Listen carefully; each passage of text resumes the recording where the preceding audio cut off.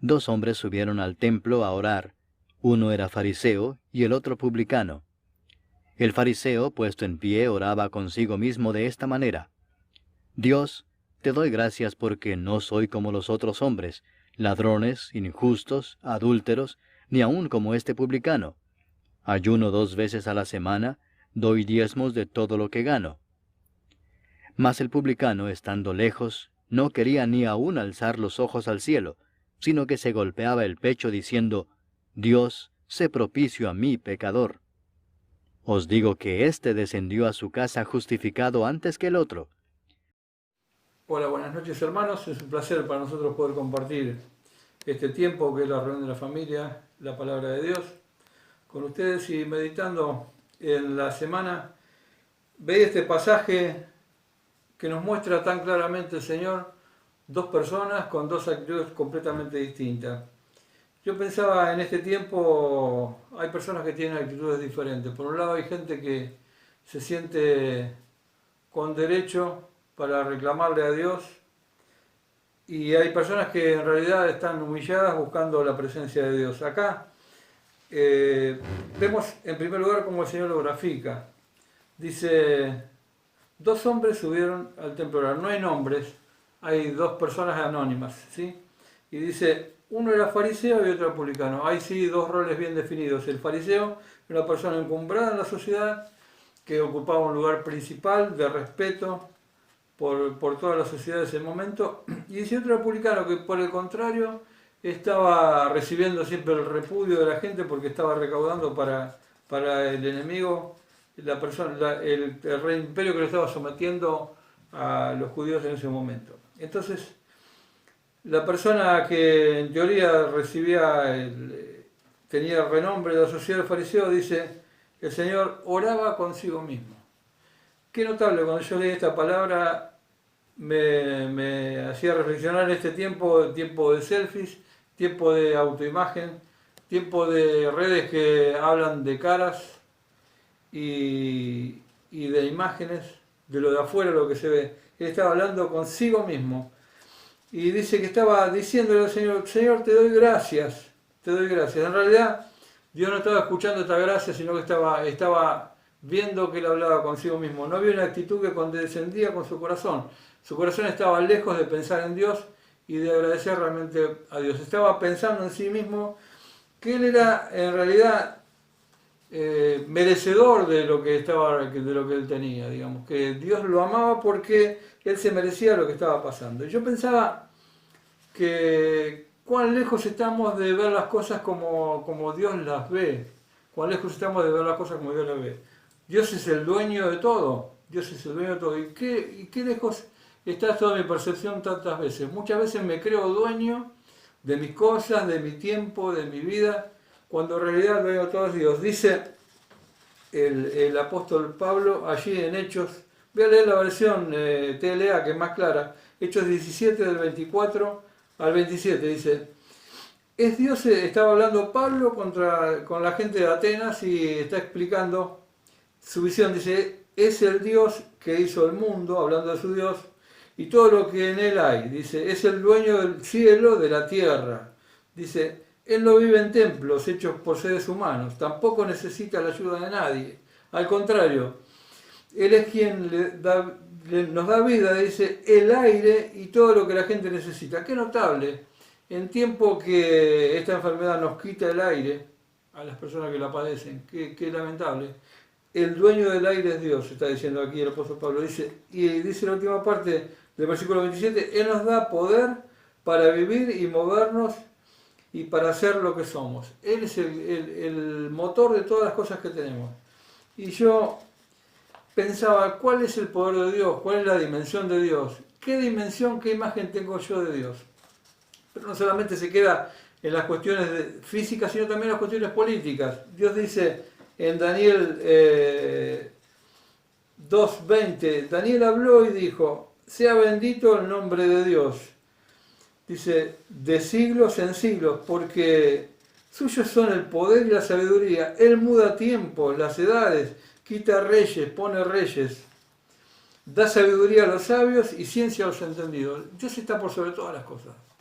Dios tiene un poder que es por sobre todas las cosas, está por sobre los tiempos, está por sobre los reinos, los imperios, los reyes. Él pone reyes, dice, y quita reyes. Y yo pensaba, cuando leía esto y veía la actitud de este fariseo, pensando que él era autor de su propio bienestar y hablaba consigo mismo, pensaba, ¿qué lugar ocupa Dios en mi vida?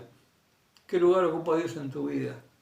Dice Oseas 4.1, un pasaje que referimos el último mensaje, dice, oíd palabra de Jehová.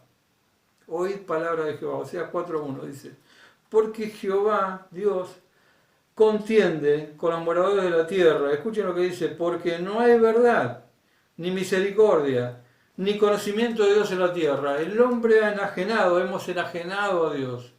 Lo que nos pasa es porque Dios no se acuerda de nosotros.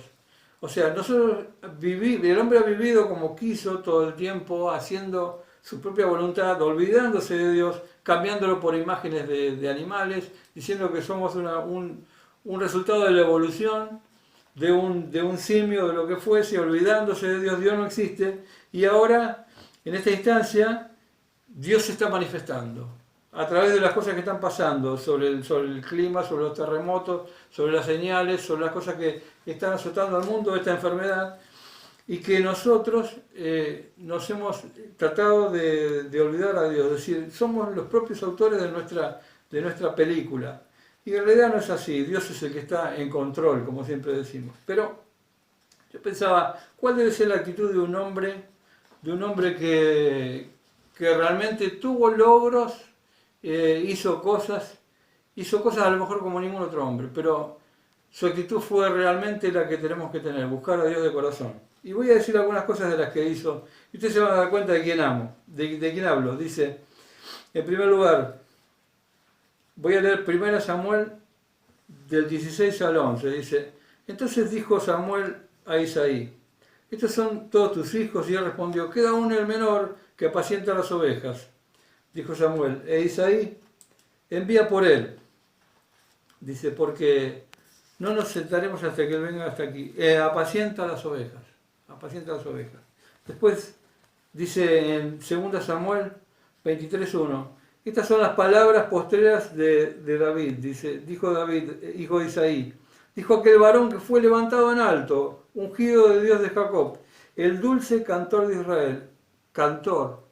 Fue pastor, fue cantor, el dulce cantor de Israel. También fue un campeón, un paladín. Dice 1 Samuel 17.51, cuando era un joven recién, dice, entonces, 1 Samuel 17.51, entonces corrió David, se puso sobre el filisteo y tomando la espada de él, sacándola de su vaina, lo acabó de matar, le cortó con ella la cabeza, y cuando los filisteos vieron a su paladín muerto, huyeron. Mató a su paladín. Fue un campeón de Israel. Fue capitán del ejército de Saúl. Dice 1 Samuel 18.13. Por lo cual Saúl, dice, lo alejó de sí, le hizo jefe de 1000. Y salía y entraba delante del pueblo. Y tenía triunfo donde salía y entraba. Fue capitán del ejército de Saúl. También fue poeta y músico. Se le atribuyen a David cerca de 73 y 87 salmos. Entre 73 y 87 salmos. Fue director musical, Nehemías 12.46, dice, por lo que desde el tiempo de David y de Asaf, ya de antiguo había un director y cantores para los cánticos y la alabanza de acción de gracias a Dios. O sea, él también fue un director musical, pero no se queda ahí la vida de David. También fue un luthier, él fabricaba instrumentos. Dice, Amós 6.5, gorjean al son de la flauta, inventan instrumentos musicales como David. David hacía instrumentos musicales. Era arquitecto, Primera Crónicas 28.19, dice, todas estas cosas, dijo David, me fueron trazadas por la mano de Jehová, que me hizo entender todas las obras del diseño. Fue un arquitecto. También fue es rey para siempre de Israel, dice Ezequiel 37.24. Mi siervo David será rey sobre ellos. Está hablando de la visión póstuma de Ezequiel, que David va a ser el rey en la eternidad de Israel, ¿sí? Y tenía el corazón, dice Hechos 13.22, allí cuando Esteban estaba siendo apedreado, dice, fue quitado, en el versículo 22 de Hechos 13, dice, le levantó al rey David, dice, a quien dio también testimonio diciendo, he hallado en David, hijo de Isaí, varón conforme a mi corazón, quien hará todo lo que yo quiero. Un varón conforme a mi corazón que hará todo lo que yo quiero. Este era el rey David. Y yo pensaba en esta persona tan encumbrada, como está diciendo cuando termina la palabra póstuma, ahí en Samuel, y lo describen, tan encumbrada, tan elevada. ¿Cómo se describe él a sí mismo? ¿Cómo se describe él a sí mismo? Si leemos en el Salmo 23, dice, el versículo 1, Jehová es mi pastor, nada me faltará. Pensaba, David podría haber utilizado muchas facetas de su vida, porque ya era rey cuando escribió este salmo. Podría haber hablado de Jehová es mi gran jefe y yo soy su rey. Jehová es mi jefe de ejército y yo soy su capitán. Jehová es mi gran músico principal y yo soy el músico secundario. Pero él dice, Jehová es mi pastor. Se ve a sí mismo como una oveja. Se ve a sí mismo como una oveja. Yo pensaba, ¿por qué David se plasma como una oveja? Pensaba en la humildad que tuvo David, Y está diciendo, Jehová es mi pastor, el Señor, lo más grande, Jehová, el nombre más poderoso de Dios, Jehová. Dice, y yo soy su oveja. No tengo ninguna capacidad. La oveja no tiene ninguna capacidad. No se puede defender, no puede vivir por sí sola, no puede hacer nada prácticamente por sí sola. Y él está diciendo que el Señor es el pastor y que nada le va a faltar. Y ahí está diciendo, es el sustento, es el confort, Él me guía, es protección, es aliento, es defensa con los angustiadores, es una elección de gracia. ¿Cuántas cosas Él piensa de ese Dios? Nada me faltará, es mi pastor. Y Él se ve a sí mismo, como decíamos, como una oveja. ¿Yo qué imagen tengo de mí mismo? Hermano, ¿vos qué imagen tenés de vos mismo? ¿Te representás como una oveja o te representás como un león? Yo muchas veces me represento a mí mismo como otra cosa que no es una oveja. Entonces el Señor quiere buscar esta reflexión en nosotros. Fíjense lo que está diciendo Romanos 12:3. Dice, digo pues, por la gracia que me es dada, que cada cual que está entre vosotros no tenga más alto concepto de sí mismo que el que debe tener, sino que piense de sí mismo con cordura, conforme a la medida de fe que el Señor nos dio a cada uno. Que piense de sí mismo con cordura, que no tengamos una imagen de nosotros que no debemos tener. Y pensaba para terminar en una anécdota, que es una ilustración. Dice, un hombre que era un indigente que salva un reino. Dice, había una vez un rey que tenía problemas en su reino y no podía dormir a la noche, entonces se viste con vestiduras normales y sale a caminar. Entonces se encuentra con un indigente, con un harapiento que estaba ahí pidiendo unas monedas y le dice este hombre harapiento al rey, ¿qué te pasa? ¿Por qué no puedes dormir? Le dice. Entonces el rey le cuenta su problema. Este hombre que era muy sabio, que estaba mendigando, lo aconseja.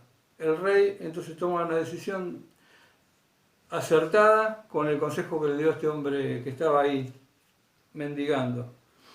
Pasa el tiempo, vuelve a suceder otro problema y nuevamente el rey tiene problema y lo va a ver a este hombre sabio hasta que se da cuenta que este hombre sabio tiene que estar en la corte con él.